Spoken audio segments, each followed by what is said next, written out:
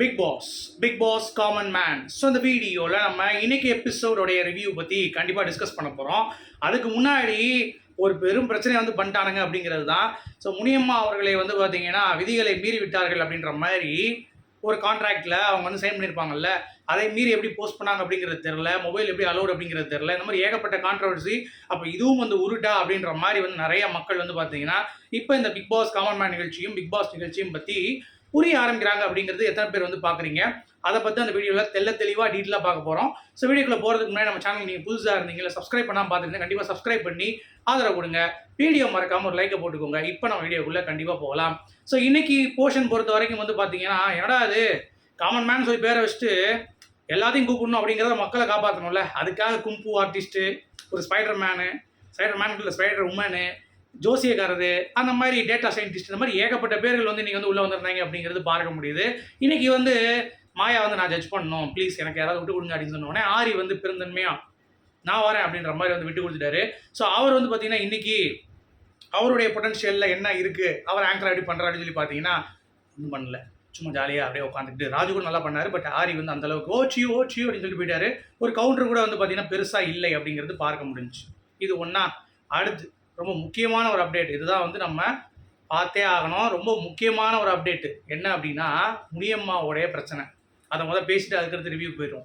என்ன அப்படின்னு சொல்லி பார்த்தீங்கன்னா, ஃபஸ்ட்டே வந்து எடுத்துக்கிட்டிங்க அப்படின்னா, முனியம்மா அவர்கள் வந்து ஒரு வீடியோ போட்டாங்க. அதுக்கு வந்து பதிலடி கொடுக்குற மாதிரி எனக்கு வந்து இப்படி கஷ்டப்பட்டு தான் வந்திருக்கோம் அப்படின்ற மாதிரி சொல்லிட்டு, என்ன மாதிரி ஆட்களுக்கு வந்து ஒரு வாய்ப்புங்கிறது பெரிய விஷயம் அப்படின்ற மாதிரி ஒரு கான்ஃபிடென்ட்டாக ஒரு பதிலடி கொடுத்துருந்தாங்க. ஆனால் இது என்ன பண்ணிட்டாங்கன்னா, கான்ட்ராக்ட் படி இவங்க இருக்க கண்டஸ்டன்ஸ் யாருமே வீடியோ போடக்கூடாது. அதுவும் இவங்க வந்து இப்போ 4 பீப்புள் செலக்ட் பண்ணிட்டாங்க போல தெரியுது. இப்போ கடைசியாக வந்தது 4 பேர். அந்த 4 பேரில் ஒன்று முனியம்மா அப்படிங்கிறது கிட்டத்தட்ட உறுதியாயிடுச்சு. ஏன்னா அவங்க அந்த ஸ்டஃப் தெரியும். நம்ம வந்து பார்க்க கண்டஸ்டன்ஸ் எல்லாத்தையும் பார்க்கும்போது அவங்களுடைய ஸ்டஃப் அப்படிங்கிறது நமக்கு வந்து தெரியுது க்ளீனாகவே. So she has more knowledge, she has more இந்த பிக் பாஸ் அறிவு அப்படிங்கிறது. அதாவது நாலேஜ்னா அவங்க படிப்பறிவு அப்படி சொல்ல வரல. இந்த பிக் பாஸ்க்கு எது வேணுமோ அதை கரெக்டாக கொடுக்கக்கூடிய ஒரு ஆள் அப்படிங்கிறதா கண்டிப்பாக இருக்குது. ஆனால் உள்ளே போனால் டாஸ்க் வச்சு அப்புறம் அவங்க முகத்திரை கிழிஞ்சுன்னு வைங்களேன், அது வேறு விஷயம். நம்ம அப்போ அதுக்கு அப்புறம் பேசுவோம். பட் ஜென்ரலான ஒரு பிக் பாஸோட ஐடியா என்ன அப்படிங்கிறத இம்ப்ளிமெண்ட் பண்ணி தான் உள்ளே இருக்காங்க முனியம்மா பொறுத்த வரைக்கும். ஸோ அவங்க இந்த வீடியோ போட்டதுனால இப்போ காமன் மேன் டீம் வந்து அப்போ இவ்வளோ நேரம் நீங்கள் வந்து ரொம்ப ஸ்ட்ரிக்டாக இருக்கணும்பீங்க, ஃபோனே கொடுக்க மாட்டேன்றீங்க. அவங்க சொல்லியிருக்காங்க பாடி கார்டெலாம் வந்து கூட்டு போவாங்க. அப்படியே என் முன்னாடி வந்து 4 பேர் வருவாங்க பாத்ரூம் போனால் கூட. எங்கேயாவது சாப்பாடு கூட வந்து வீட்டுக்கு டோருக்கு வந்து கரெக்டாக டெலிவரி பண்ணிடுறாங்க. இந்த மாதிரி நான் வந்து வாழ்க்கையை வாழ்ந்ததே கிடையாது. எனக்கு இந்த வாழ்க்கையை கொடுத்ததுக்கு பிக் பாஸ் தான், என்னுடைய முயற்சி தான் காரணம் அப்படின்ற மாதிரி எல்லாத்தையும் வந்து புட்டு வச்சுட்டாங்க. பட் இது வந்து நார்மல் நடக்கக்கூடிய ப்ராசஸ் தான். ஆனால் இன்ஸ்டாகிராமில் ஸ்டோரி போடுறதுக்கே வந்து பார்த்தீங்கன்னா ரொம்ப ஸ்ட்ரிக்டாக இருந்த Bigg Boss team Kamal sir இருந்தப்ப விஜய் சேதுபதி அவர்கள் இந்த பிக் பாஸ் 8, 9 தொகுத்து வழங்கின பிறகு பிக் பாஸோடைய ஸ்ட்ரிக்டே இவ்வளோதான். ஐயா அவ்வளோதானா? அசால்ட்டாக ஒரு பொண்ணு எடுத்து வந்து பார்த்தீங்கன்னா வீடியோ போடுது, நான் வந்து இந்த ரூமில் இருக்கேன் பாருங்கள், இப்படி வெளியே இப்படி இருக்குது, இங்கே தான் சாப்பாடு போடுறாங்க, நான் வந்து ஜாலியாக வந்து போயிட்டுருக்கேன், எனக்கு ரொம்ப ஸ்ட்ரிக்டாக இருக்காங்க அப்படின்ற மாதிரி வந்து பேசுகிறது அப்படிங்கிறது எந்த விதத்தில் நியாயம் சொல்லிட்டு நான் இல்லை, நெட்டிசன்கள் பலர் வந்து கொந்தளிக்க ஆரம்பிக்கிறாங்க அப்படிங்கிறது பார்க்க முடியுது. இது வந்து விதிமீறல், இது வந்து out of the Bigg Boss rule. So அதனால் கண்டிப்பாக வந்து பார்த்தீங்கன்னா இதுக்கு ஆக்ஷன் எடுக்கணும். ஸோ செலக்ட் ஆகிருக்கும் பட்சத்தில் முனியம்மா அவர்கள் இது வந்து கண்டிப்பாக வந்து இன்ஃப்ரிஞ்ச்மெண்ட் மாதிரி காப்பிரைட் மாதிரி வந்து இதை நீங்கள் கன்சிடர் பண்ணணும். ஸோ கண்டிப்பாக வந்து பார்த்தீங்கன்னா நீக்கணும் அப்படின்ற மாதிரி. இப்போ நீக்க மாட்டாங்க. நீங்கள் வேறு விஜய் டிவியோட பிளான் என்னன்னா, முனியம்மா மாதிரி ஆட்களை உள்ளே எடுத்துகிட்டு போய் செஞ்சு டிஆர்பி வந்து பார்த்தீங்கன்னா அவங்க மூலமாக உறிஞ்சு எடுத்து அப்புறம் தான் முனியம்மா வந்து சரிம்மா போயிட்டு வரியாம்மா அப்படின்ற மாதிரி அனுப்புவாங்க. அதுவும் புளிஞ்சு 90 நாள் கிட்ட வந்து பார்த்தீங்கன்னா கண்டென்ட் எக்ஸ்ட்ராக்ட் தான் அனுப்புவாங்க. அதுக்குள்ளே அவசரப்பட்டா எப்படி அப்படின்ற மாதிரி. இதெல்லாம் பிரச்சனையே கிடையாது அவங்களுக்கு.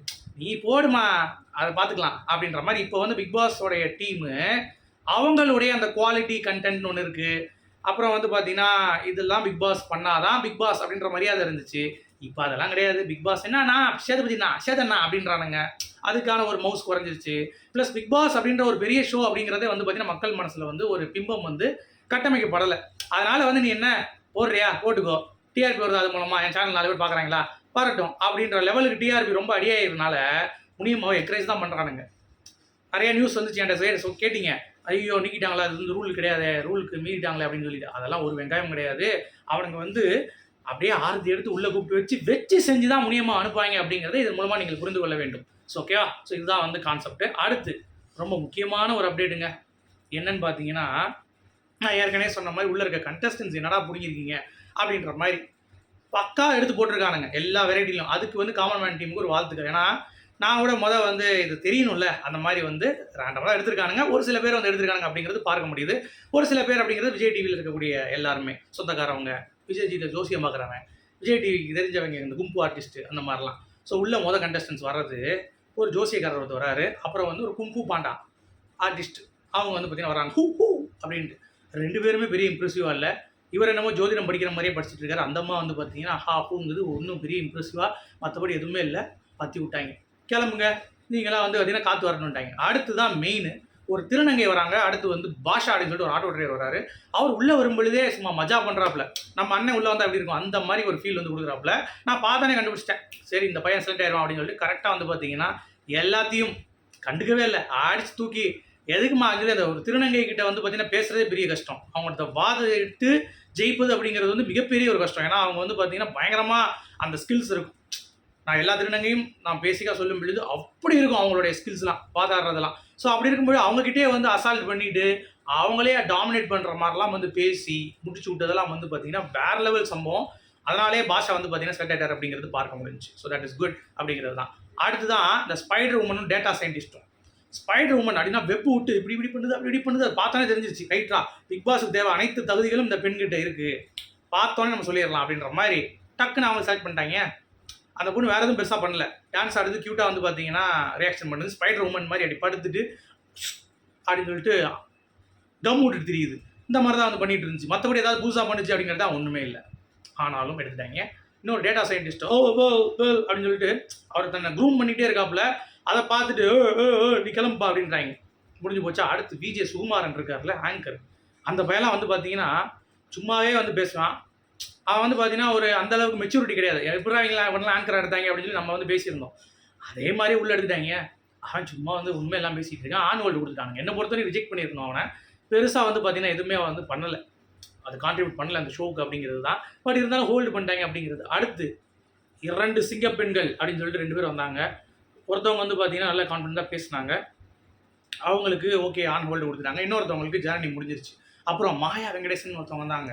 நான் கூட மாயான்னு பேர் வச்சதுனால ஓகே கண்டிப்பாக வந்து பார்த்தீங்கன்னா இவங்களை எடுத்துருவாங்கன்னு நினச்சேன். ஆனால் அவங்க பேசின பேச்சுக்கு எடுக்க மாட்டாங்கன்னு ஒரு பயம் இருந்துச்சு. எடுத்துருவாங்களோ அப்படின்னு எடுக்கலை. கரெக்டாக தான் அந்த இடத்துல வந்து மாயா ஜட்ஜ் பண்ணாங்க அப்படிங்கிறது நம்ம வந்து பார்க்க முடியும்.